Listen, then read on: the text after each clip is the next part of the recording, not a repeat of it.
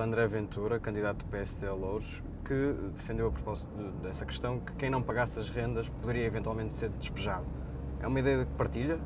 Quem não paga as rendas, sim, porque as rendas já são calculadas com uma componente social.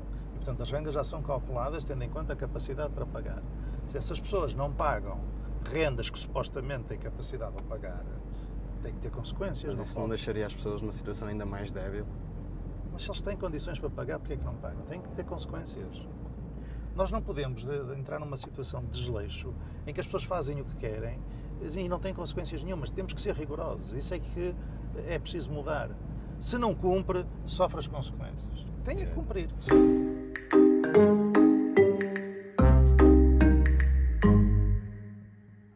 Começamos esta viagem na sede do PSD no Porto.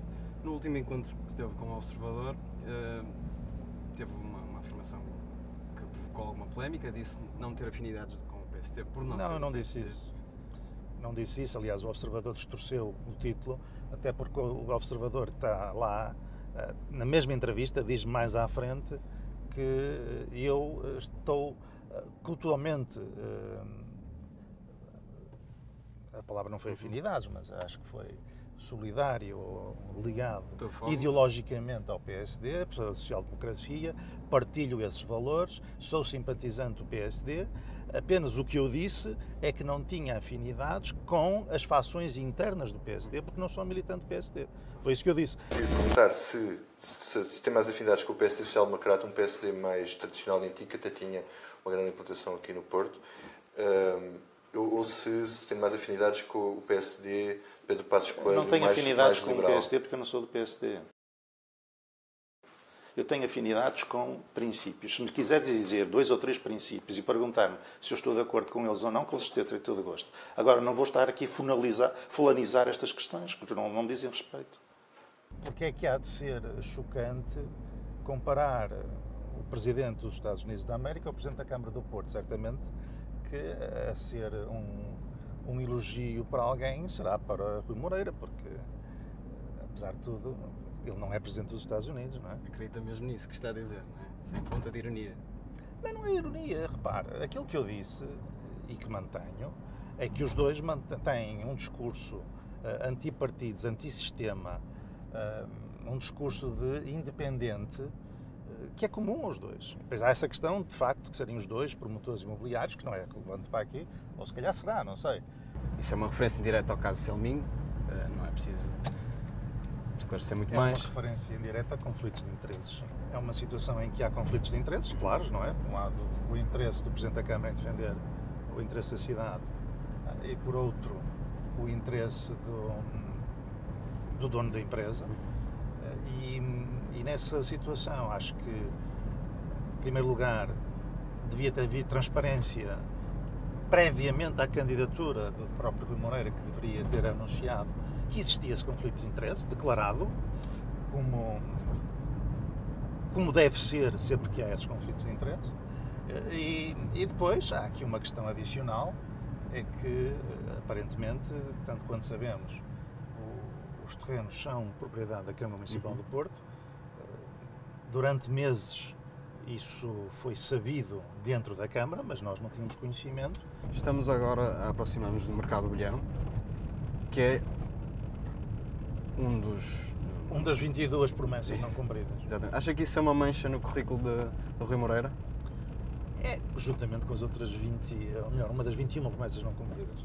Juntamente com as outras 20 promessas não cumpridas, é um currículo, porque é sobretudo um exemplo claro, se calhar o mais mediático, da incapacidade de execução deste Executivo. O que é que fará de diferente se for eleito o Presidente da Câmara? Farei, ponto final. Em 2015 foi atingido o valor mais alto dos últimos anos dos crimes contra o património. E essa questão, que é muito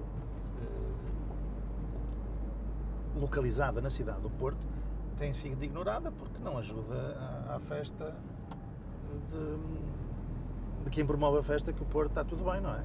Estive há uns tempos com um parco da cidade que me dizia que tinha muita dificuldade em organizar atividades durante o dia para as pessoas mais velhas, porque as pessoas tinham medo de andar na rua para ir para a igreja. Falta polícia nas ruas do Porto. Demos uma volta ao Porto. Viu algum polícia? Não, de facto, não vi. Não viu nenhum, não há nenhum na rua. Passamos por meio Porto e não vimos nenhum polícia. Portanto, é preciso mais polícias nas ruas. Se não for possível através da Polícia de Segurança Pública, parece que tem falta de efetivos, terá que ser Através da Polícia Municipal. Os meus colegas economistas costumam dizer que há duas formas de destruir uma cidade. É a bomba atómica e as rendas controladas. Chegamos a Ramal, então. Uma zona que conhece bem. É a minha freguesia, que eu moro na freguesia de Ramal.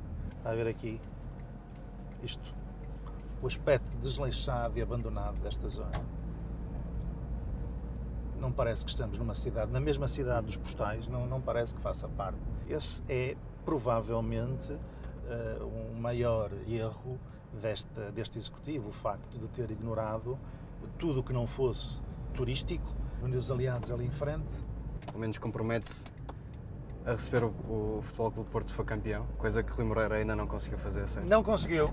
4 anos e não conseguiu receber o Porto na... E acha que isso é o maior defeito de Rui Moreira, se tivesse que eleger um? Não é, obviamente, porque isso não depende da atuação dele, mas diria que se calhar dá azar, não é?